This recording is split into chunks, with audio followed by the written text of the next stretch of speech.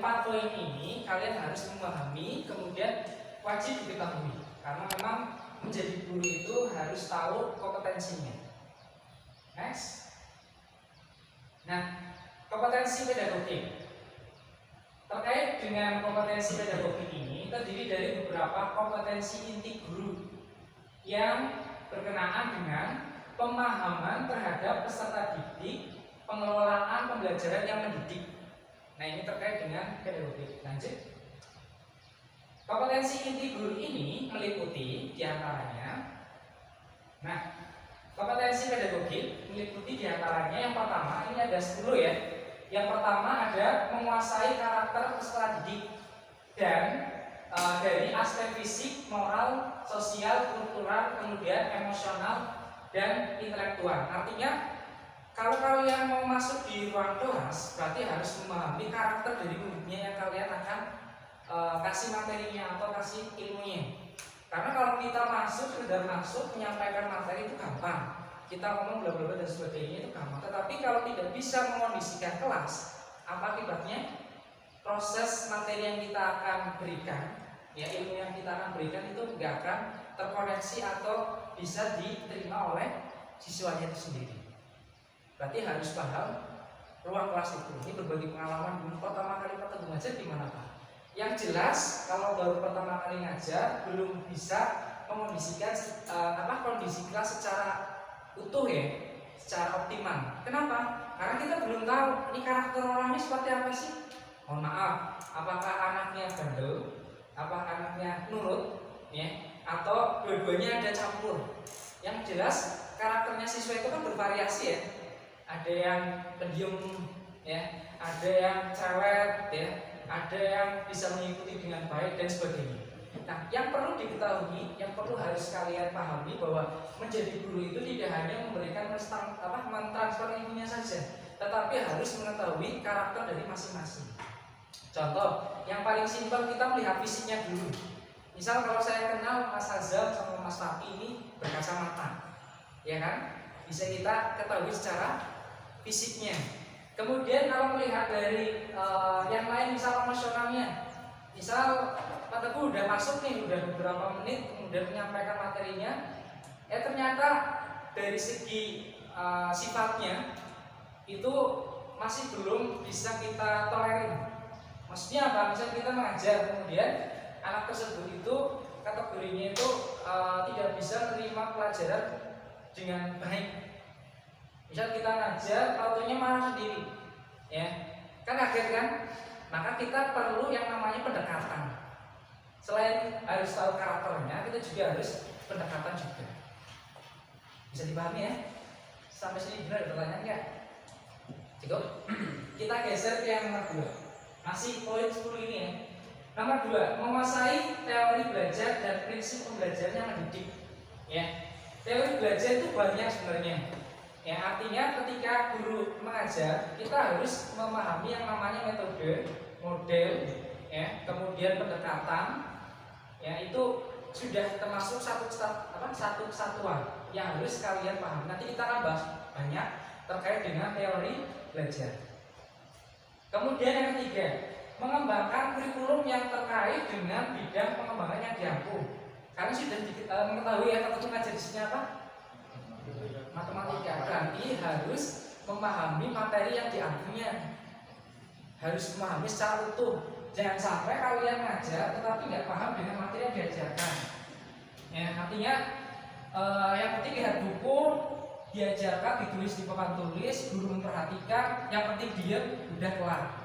Nggak seperti itu. Harus bisa menguasai secara baik. Ya, harus menguasai secara baik. Minimal dasarnya dulu. Kayak matematika dasarnya apa ya? Matematika yang perlu diketahui penjumlahan dan pengulangan. Terus Pembagian. nah, minimal tahu itu dulu, nanti bisa diteruskan atau dikembangkan ke rumus-rumus yang lain. Seperti itu. Ya. Kalau misal di ilmu fikih ya, kita kaitkan dengan materi yang keagamaan. Kan bisa ya, ilmu fikih ya, biasanya apa saja di situ? Bersuci, ini taharah ya. Kemudian yang lain-lain ya, akidah dan lain-lain. Itu kalau kalian mau mengajar, berarti harus dipersiapkan dulu materinya harus dikuasai. Itu poin yang ketiga. Kemudian yang keempat, menyelenggarakan kegiatan pengembangan yang mendidik. Ketika kalian mau mengajar, berarti harus ada strategi. Strategi yang dibuat itu apa?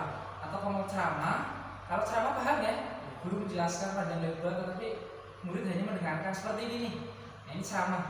Kemudian demonstrasi. Demonstrasi bisa diketahui, bisa dipahami. Apa itu metode demonstrasi? Kalau demonstrasi tidak hanya ngomong saja, tetapi ada yang dilihatkan. Seperti Pak Teguh memperlihatkan yang di depan ini ada medianya maksudnya. Kalau ceramah kan hanya ngomong, sumbernya buku, udah kan? Nah, kalau demonstrasi berarti ada yang ditampilkan atau ada alat peraganya. Selanjutnya poin yang kelima, biar dari urut sampai dengan 10, bacakan nomor 5. Silakan. Nomor 5. Ya. Manfaat teknologi informasi dan komunikasi untuk kepentingan penyelenggaraan kegiatan pengembangan yang tinggi. Oke, nomor 5 ini sudah familiar ya. Berarti harus menggunakan teknologi. Sekarang memang teknologi sangat canggih sekali, sangat pesat sekali ya. Sekarang belajar tidak tatap muka tetapi menggunakan ya makanya HP sekarang. Dan memanfaatkan teknologi. Yang kalian ketahui teknologi yang dipakai itu apa saja untuk pembelajaran selain LCD? Ya laptop boleh, sama dengan LCD nyambung. Selain itu apa lagi? Yuk lebih aktif lagi mengikuti pembekalan ini. Silakan. Ada lagi teknologi yang bisa diterapkan? Kontak. Itu bisa ya. Yang lebih Teknologi nyambung lah, jangan langsung disebutin. Pakai. HP boleh, ya, atau tablet ya sama ya. Kemudian bisa menggunakan alat peraga. Ya, alat peraga biasanya ya macam-macam ya. Tadi bisa menggunakan alat peraga berupa media ajar ya. Misal kalau matematika yang sering itu adalah kalkulator dan lain-lain pun tetap teknologi data masuknya. Nah, seperti itu.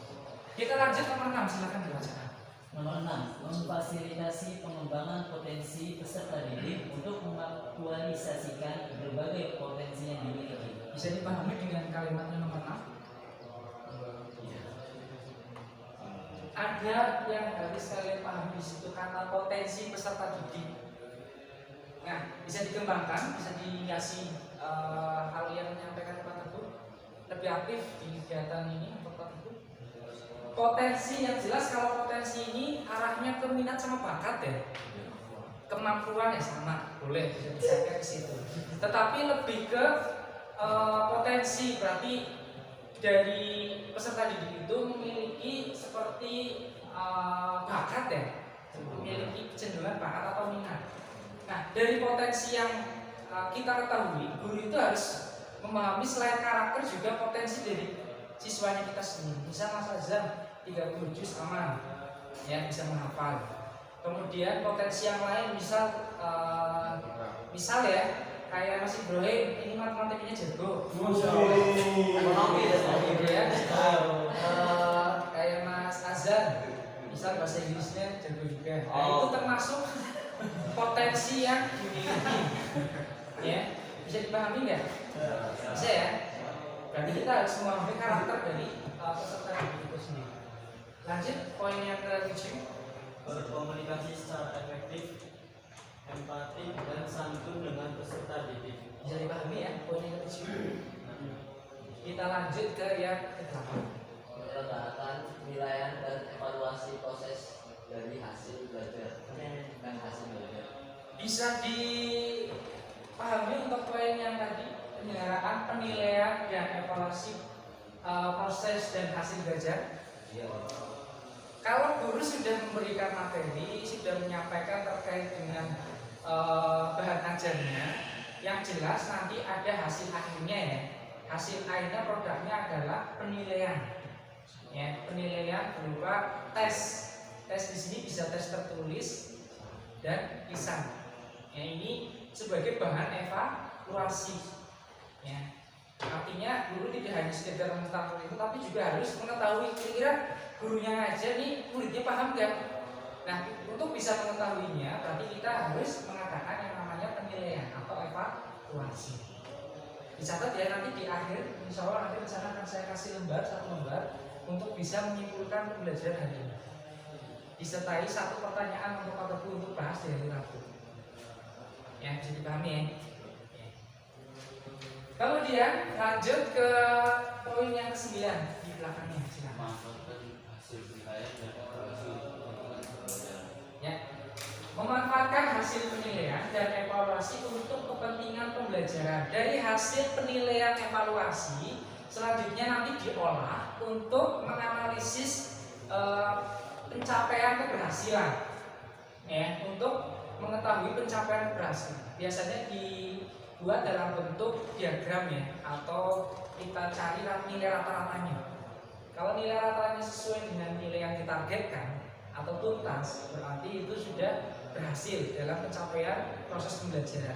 Tetapi kalau misal dalam penilaian masih ada kekurangan, masih kurang sesuai dengan targetnya, nanti ada yang namanya perbaikan dalam pembelajaran. Ya, biasanya kalau murid itu nilainya kurang dari ketentuan nilai minimal, itu biasanya ada yang namanya remedial atau mengulang. Nah, itu poin yang ke-9. Geser yang terakhir untuk yang kompetensi pedagogik yang 10. Melakukan tindakan reflektif untuk meningkatkan kualitas pembelajaran. Ya, melakukan tindakan reflektif untuk meningkatkan kualitas pembelajaran. Reflektif itu apa ya? Ada yang bisa memberikan argumen? Reflektif itu sama dengan refleksi. Apa itu? Tadi sudah disampaikan di poin 9. Apa? Perbaikan. Ya, perbaikan sama dengan reflektif atau refleksi. Biasanya guru itu kalau misal di pembelajaran, ya, itu mengalami hambatan, mengalami proses pembelajaran yang masih kurang ya, hasilnya belum optimal atau belum maksimal, itu nanti akan mengadakan yang namanya perbaikan. Perbaikan di sini itu ada semacam ini ya, kayak kegiatan. Nah, kegiatan di sini itu dinamakan dengan PTK. Pernah dengar PTK? Penelitian tindakan kelas. Baru ya? Baru diketahui. Nah, kalau sudah ada penilaian, kemudian poin ke-10 ini kita bahas ke-10 ya. Guru misal udah berbagai macam ya metode atau model diterapkan di kelas, tetapi kok nggak tuntas-tuntas ya, ini ada hal apa ya, kendala apa ya. Nah, perlu yang namanya PTK atau penilaian tindakan kelas. Di sini nanti akan ada kerjasama antara guru yang ini mengalami kendala, mengajak sama rekan gurunya untuk mengadakan yang namanya penelitian tindakan kelas. Nanti dikonsultasikan juga dengan kepala sekolah.